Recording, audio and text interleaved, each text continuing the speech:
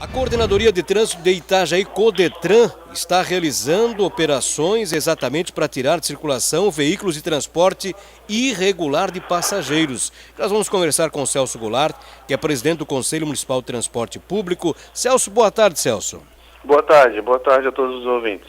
Celso, é a ação que vem... Até então a Codetran fazia a fiscalização a partir da denúncia, mas agora ela começou a apertar o cerco, né, contra o transporte irregular em Itajaí. Exatamente, tá? Tanto o Codetran quanto a comissão está fazendo toda uma força-tarefa para estar coibindo esse tipo de transporte.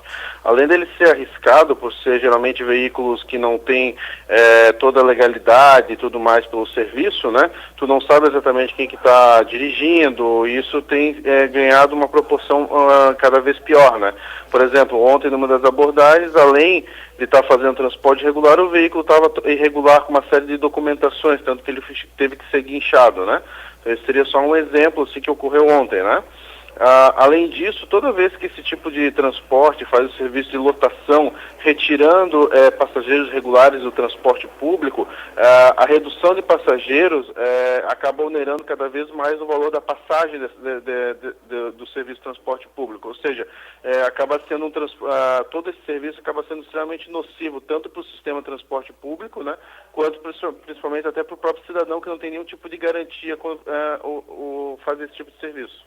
E esse é um transporte que, inclusive, acontece, esse transporte regular, de forma intermunicipal, né? Tem os veículos que trazem as pessoas, por exemplo, de Itajaí para Balneário Camboriú, cobrando o valor de uma passagem do ônibus que faz a linha, fazem também o retorno desses passageiros a Itajaí, e o pior, passando inclusive nos pontos de ônibus, né? Para fazer a coleta, oferecendo o serviço aos passageiros.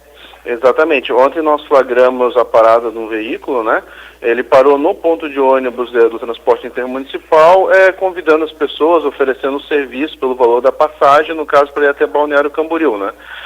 Ele aceitava inclusive passe de ônibus e ainda fazia a comercialização desse passe com uma terceira pessoa no próprio ponto. Tipo, ele recebia o passe, entregava para outra pessoa para vender esse passe, para ele estar pagando, no caso, a ida dele até Balneário Camboriú e o retorno.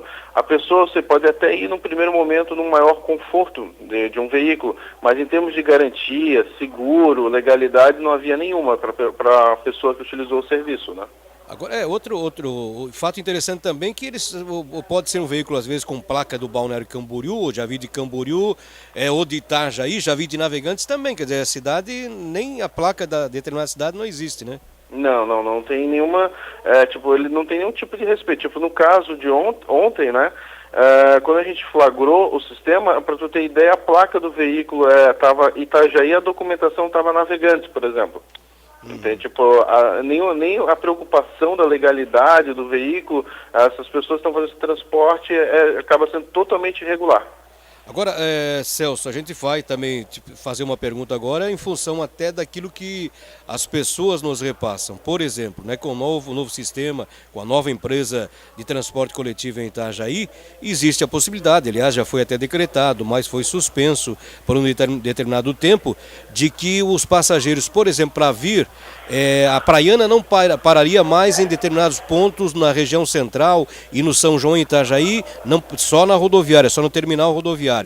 Isso não estaria incentivando, né, porque teriam que pagar duas passagens, não estaria incentivando essas pessoas, esses usuários, a usar o transporte clandestino? Na verdade, até por uma questão de toda a situação da cidade, do transporte público, da adequação de uma nova empresa, de ser neste momento um transporte emergencial e não uma empresa fixa, né? Tipo, vamos supor, quando tiver o nosso edital de transporte público for lançado e tiver a concorrência para uma nova empresa, pode ser que nem seja a atual empresa que esteja fazendo esse serviço, né? O que ocorre? Essa perda de passageiros, tanto para o intermunicipal quanto para o transporte regular, ela onera na passagem. Então, o que ocorre? Tudo isso pode gerar um problema futuro e ainda onerar cada vez mais o sistema. Quanto à questão de estar incentivando, como não, até o dia 18 de novembro não vai haver nenhuma mudança, isso não seria um incentivo nesse momento, entende? A gente acredita até que toda essa medida possa ser revogada até que a gente tenha um edital lançado. Por enquanto, a gente ainda faz estudos e tudo mais. A gente sabe que tem uma queda de passageiros, porque isso já foi verificado em uma pesquisa, mas a gente está analisando até que ponto isso vai onerar o sistema, se vai valer a pena ter um subsídio, talvez, para compensar e manter esse serviço, tanto o intermunicipal quanto o municipal funcionando. Perfeito. Olha, Celso Goulart, presidente do Conselho Municipal de Transporte Público de Itajaí, obrigado pelas informações, pelos esclarecimentos e estamos aqui sempre à disposição. É importante debater, né, o assunto que interessa à nossa comunidade, com certeza. Eu que agradeço a oportunidade e a gente está à disposição.